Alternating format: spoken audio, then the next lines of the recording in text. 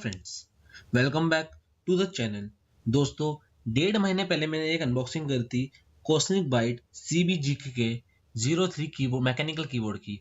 और आज मैं इस वीडियो में आपको उस कीबोर्ड के बारे में फुल रिव्यू देने वाला हूं और आपको मैं उसके बारे में प्रोज बताऊंगा, कॉन्स बताऊंगा। तो दोस्तों, अगर आपको ये वीडियो अच्छी लगे तो इस वीडियो को लाइक करिएगा, इस वीडियो को शेयर करिएगा और अगर आप नए हैं तो हमारे चैनल अनबॉक्स हेल्पर को जरूर सब्सक्राइब कर लीजिएगा। दोस्तों, कॉस्मिक बाइट का जो कीबोर्ड है वो ही बहुत ही एक वैल्यू प्राइस में आता है। ज़्यादा महंगा भी नहीं है और ज़्यादा सस्ता भी नहीं है, एक मिड रेंज प्राइस पे आता है। और जो आपको फीचर्स देता है वो बहुत ही अच्छे फीचर्स है। पहले हम इसके प्रोज की बात करते हैं। सबसे पहला जो प्रोज है वो है कि इसमें जो है वो ट्रूली RGB लाइटनिंग है। मतलब कि आप हर एक मैकेनिकल कीबोर्ड पे, मतलब हर एक मैकेनिकल की जो है उस पे सारे कलर्स आते हैं। ये नहीं है कि सिर्फ एक ही स्ट्रिप पे पर्टिकुलर कलर आ रहा है। ट्रूली RGB का मतलब होता है कि पूरे कीबोर्ड पे सारी तरह की लाइटनिंग होगी। उस लाइटनिंग में आपको 13 बैकलाइट इफेक्ट मिलते हैं और 3 स्टेजेस की ब्राइटनेस मिलती है। आप लोअर हाई कर सकते हैं। उसके बाद जो है मेन चीज वो है इसकी जो बॉडी है वो है एक एल्यूमिनियम बॉडी, कोई प्लास्टिक बॉडी नहीं है। तो इसकी तो जो बिल्ड क्वालिटी रहती है वो बहुत ही अच्छी रहती है। उसके बाद जो आपको केबल मिलती है, जो USB केबल है, पहली बात तो वो बहुत ही थिक है और ब्रेडेड है। और जो कनेक्टर है USB कनेक्टर, वो भी गोल्ड प्लेटेड है, वो भी अच्छे तरीके से। और आप प्लग एंड प्ले से इसको यूज कर सकते हैं। उसके बाद इसमें जो अच्छे फीचर्स आपको मिलता है मतलब एडिशनल में, वो है कि आपको इसके साथ एक हैंड रेस्ट मिलता है। उससे होता क्या है, जब आप ज़्यादा गेमिंग कर रहे हैं या फिर टाइपिंग कर रहे हैं तो आपका जो हैंड है उसको प्रॉपर रेस्ट मिलता है, एक इंक्लाइंड एंगल पे रहता है वो, तो इसमें ज़्यादा पेन नहीं होता। उसके बाद हम इसकी जो कॉन की बात करते हैं, अगर इसमें मतलब क्या खराबी है छोटी मोटी, तो सबसे पहला तो ये है कि जो इसका की के ऊपर फॉन्ट है, मैंने अनबॉक्सिंग वीडियो में भी बोला था कि जो इसका फॉन्ट है वो प्रॉपर मतलब अच्छी तरह से लिखा नहीं हुआ है, हर कोई इंसान समझ नहीं पाएगा। जो इसका की का फॉन्ट है वो बहुत डिफरेंट है। आपको जो G है और 6 है वो दोनों सेम ही लगेंगे, क्योंकि उसका जो फॉन्ट है वो सेम ही लगता है।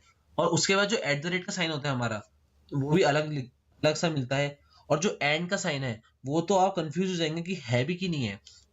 उसके बाद की बात करते हैं तो जो फंक्शनल कीज होती है, वॉल्यूम अप की, डाउन की, वो तो हमें दे रखी है, सिर्फ 4-5 दे रखी है।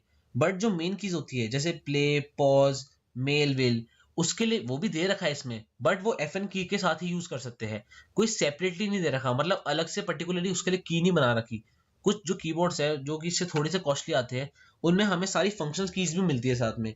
तो ये कौन में आता है, बट अगर जो इसकी प्राइस आप देखेंगे तो यहाँ पे डिफाइंड है।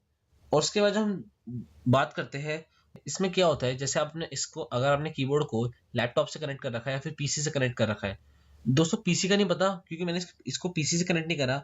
बट जब भी मैं इसको अपने लैपटॉप से कनेक्ट करके रखता हूँ और मैं अपने लैपटॉप को बंद कर देता हूँ बिना शटडाउन करे, स्लीप मोड में चला जाता है वो ऑटोमेटिकली।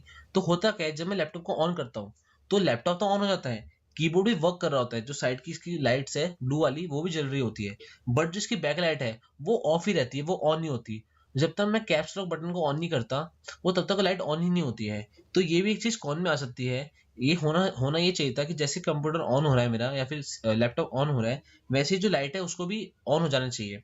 और इसकी एक और बात मैं आपको बता दूं, ये प्रो है कौन है ये तो पता नहीं, बट जब ये कीबोर्ड आप कनेक्ट करते हैं या फिर ऑन होता है ये वापस से, तो ये जो इसकी जो ब्राइटनेस है वो स्टेज 2 ब्राइटनेस में रहती है।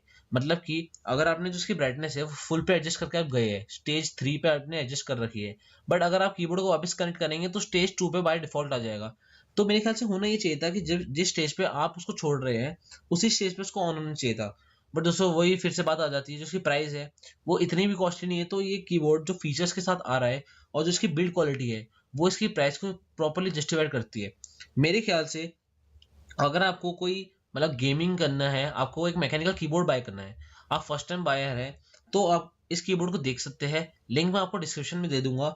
और अगर आपको टाइपिंग भी करनी है तो दोस्तों आप इसको एक बार ट्राई कर सकते हैं। टाइपिंग के लिए भी बहुत अच्छा ही है, क्योंकि मैं भी इससे कभी कभार टाइपिंग करता हूँ और जो मेरी टाइपिंग स्पीड है वो इससे काफी, मतलब जो मेरा पहला कीबोर्ड था मेमरेन वाला, उससे जो मैकेनिकल कीबोर्ड में स्विच हुआ हूं मैं, तो आपको कम से कम 1 वीक लगेगा, बट उसके बाद आप हैबिचुअल हो जाएंगे इसकी और आपकी जो टाइपिंग स्पीड है बहुत ही ज़्यादा तेज हो जाएगी। और अगर आपको फिर भी कोई मतलब डाउट्स है इसके बारे में या फिर आपको कोई क्वेश्चंस पूछने हैं तो आप मुझे कमेंट सेक्शन में ज़रूर पूछिए, मैं उसका रिप्लाई ज़रूर करूंगा। तो दोस्तों, ये वीडियो बस यहाँ पे एंड करते हैं। अगर आपको वीडियो अच्छी लगी है तो आप इस वीडियो को लाइक करिएगा, इस वीडियो को शेयर करिएगा और अगर आप नए हैं तो हमारे चैनल अनबॉक्स हेल्पर को भी सब्सक्राइब कर लीजिए और साथ ही में जो बेल आइकन है उसको भी प्रेस कर लीजिएगा, ताकि जो भी मैं नए अपडेट्स डालूंगा या फिर वीडियोस डालूंगा आपको उसके लिए नोटिफिकेशन आ जाएगी। दोस्तों, thank you for watching this video.